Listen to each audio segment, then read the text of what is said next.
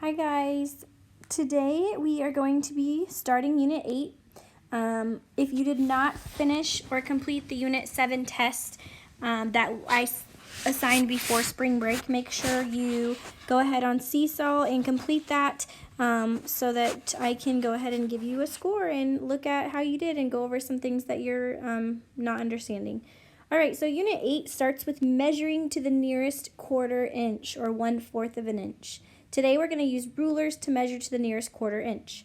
You actually don't need your ruler for this part. I have some rulers on the screen so that you can just look at them and think about them based on the slides.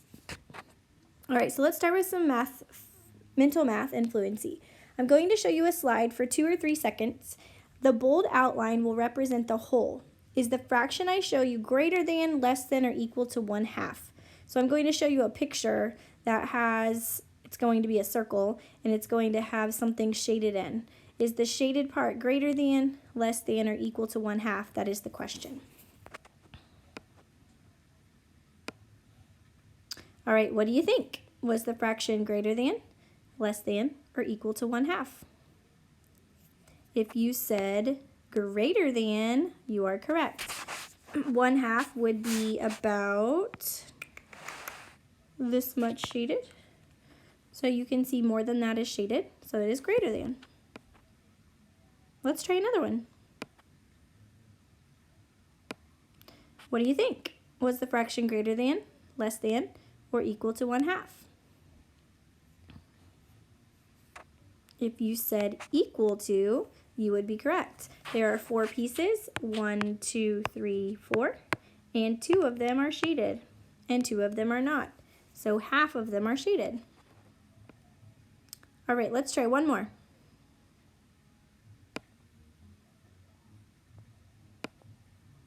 What do you think? Was the fraction greater than, less than, or equal to 1/2? Let's look. If you said less than, you would be correct. If you think about this semicircle, if you cut it in half here, you would need all of this to be shaded to be equal to 1/2. So it is less than 1/2. All right, now we're going to practice measuring to the closest quarter of an inch. We've practiced this before, so this is just going to be a little bit of a review. If we know that we are looking for the closest quarter inch, how many parts should we break each inch into? Let's think about that. So, if you look at the ruler, 1 inch has been marked. To measure to the nearest quarter inch, we know that the answer could be 1/4, 1/2, 3/4, or a whole. So I no longer have the option of just 0 or 1, or just 1/2, 1, 1 1/2, 2. I'm adding those quarter inches in. So when I'm measuring to the nearest quarter inch, my answer could be 1/4, 1/2, 3/4, 1, 1 1/4, 1 1/2, 1 3/4, 2. And this pattern continues. 2 1/4, 2 1/2, 2 3/4, 3. It's just a pattern. Once you know the counting pattern, it's easy to figure out. Now, in order to figure out how close something is, which to the nearest quarter of an inch, we have to look at the halfway mark between the 0 and the 1/4. If what I'm measuring goes past halfway mark, we round up to a quarter of an inch. If it's less than the halfway mark, we round down to the previous quarter inch. Let's try. All right, so we're going to measure the crayon to the nearest quarter of an inch. The first thing I want to do is I want to figure out what 2 inches does this crayon fall between. And I know it falls between 2 and 3. If you remember when we did this the first time, we drew a box that included the inch that it fell between. Now the next thing that you can do is figure out where's the 1/2 inch mark. So now I know, since the line is past the 1/2 inch mark, the answer is not going to be 2. It's definitely not closer to 2. All right, then I'm going to find my fourths, and I'm going to break it into my fourths. Now I can see that the end of my crayon lands directly on this line. So I need to figure out what line is that. So if I remember from counting in the previous one, I just split this into 4 pieces. So I have 2, 2 1/4, 2 1/2, 2 3/4, 3. So this landed exactly on the 3/4 line. So my answer is, first I need to figure out what inch, 2, and then what part, 3/4. This is my mixed number answer, 2 3/4. All right, let's try that again. We're going to measure our key to the closest fourth of an inch, sorry. All right, so first I'm going to find my 2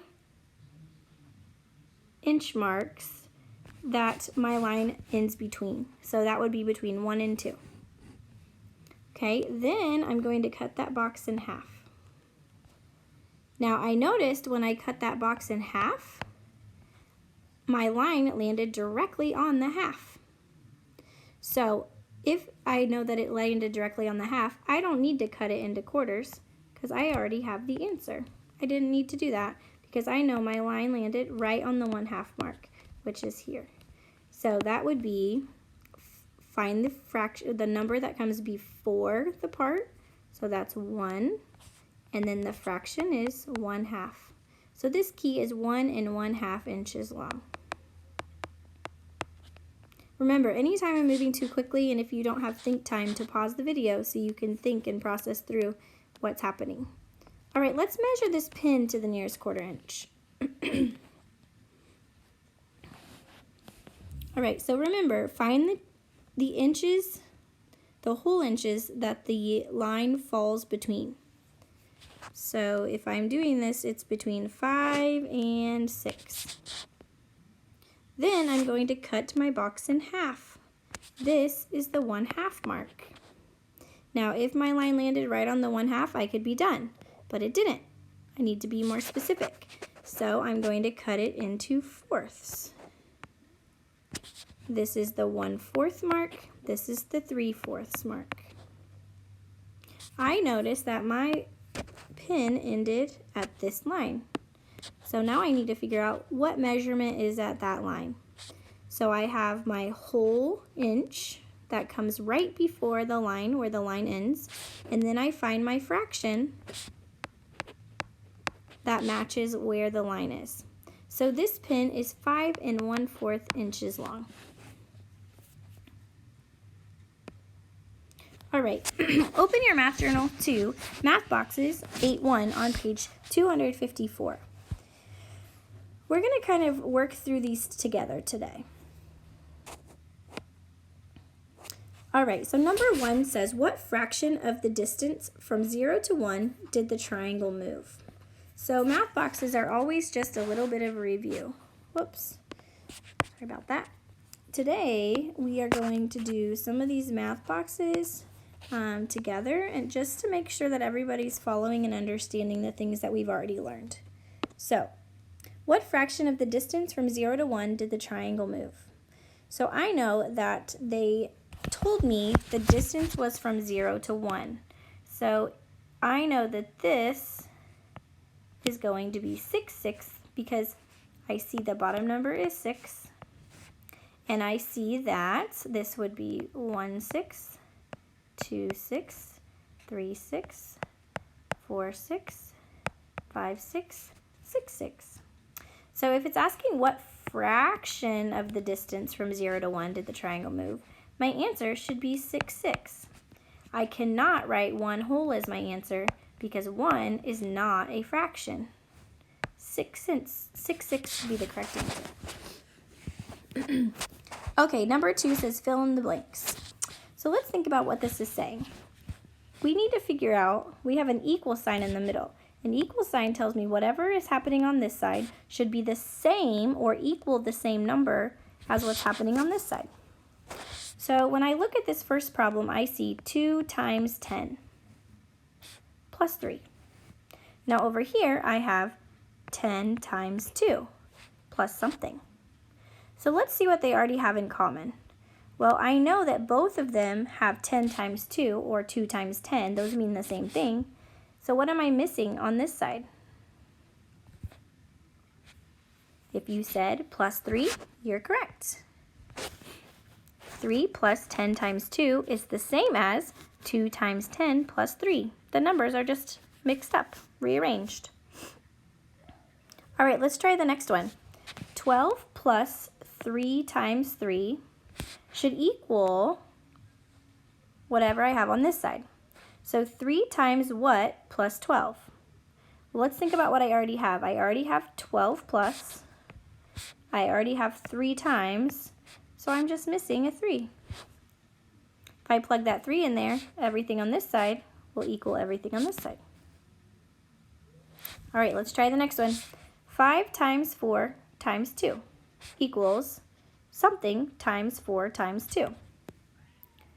Well, when you have a problem and you're multiplying, it doesn't matter. If the whole thing's multiplication, it doesn't matter where your parentheses are. Because if you do 5 times 4 first, or if you do 4 times 2 first, you're going to get the same answer. So, what are we missing on this side, on the right side? If you said 5, you're right. We're missing the 5. 5 times 4 times 2, 5 times 4 times 2. All right, 2 times 2 times 6. Then we have something times 2 times 6. What's missing? If you said 2, you are correct. All right. Using one of your strategies for fractions that we learned before spring break, let's answer this question. Chris ran 7/8 of a mile and Adam ran 5/8 of a mile. Who ran the greater distance? Okay, so when I look at these fractions, I see that they both have an 8 on the bottom.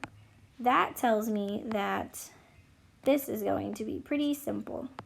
I'm going to do this with a number line just to show you. You can probably look at that and realize the answer right away. But let's just see how a number line can help us.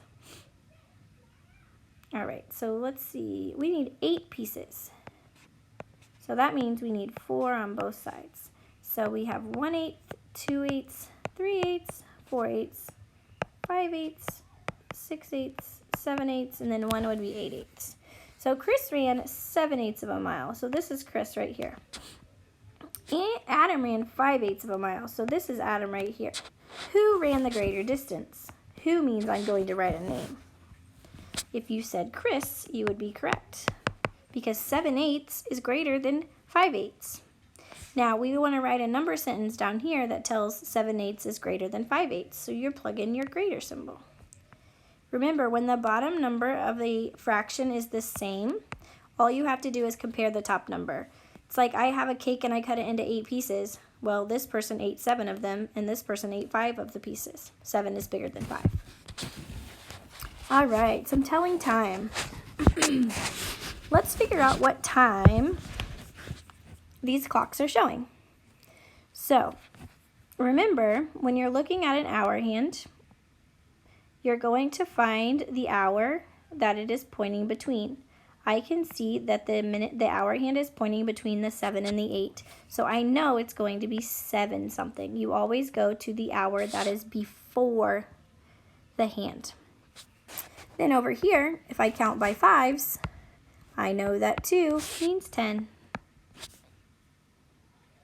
All right, let's try this one. I see that my hour hand is pointing here. It is still between the 7 and the 8. So it's still 7 something. Then let's look at this minute hand. It landed on the 11. So let's count by 5s until we get to the 11. Or you can just say, what is 5 times 11? If you know your math facts, you know that is 55. All right, so now the question is, how much time has passed from the start time to the end time? So we want to know from the 2 to the 11. I'm going to kind of draw a picture over here. So how much time was it from the 2 to the 11? I know my hour didn't change, so I just need to know all of these minutes. How many minutes was this? I can figure that out by counting by 5s. So let's see, 5, 10, 15, 20, 25, 30, 35, 40, 45 minutes. You could also have done an open number line.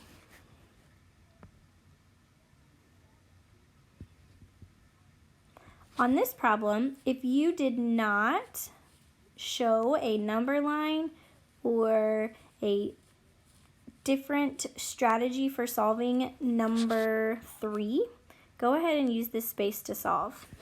I went ahead and did the number line on number 3, so you can use this space to show a different strategy or the same strategy. All right, now open your journal to page 253.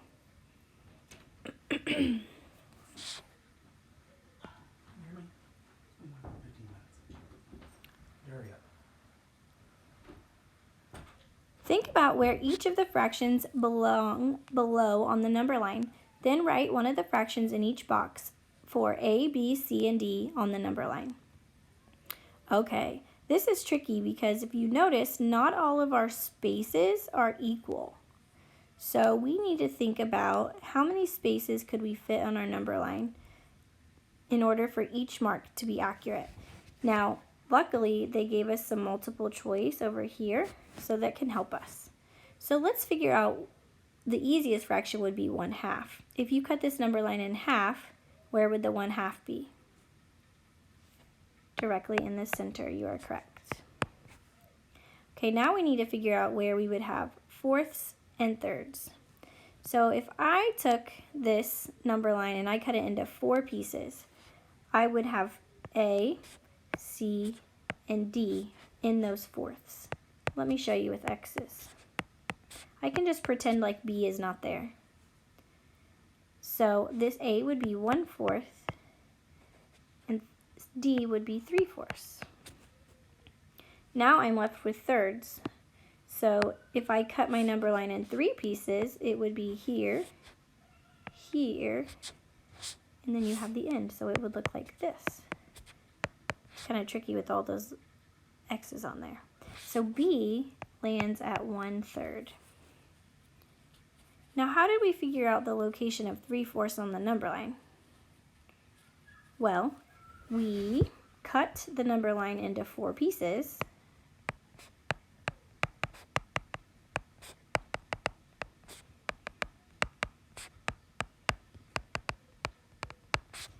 And the third piece was 3/4. What's another fraction we could have labeled for 1/2?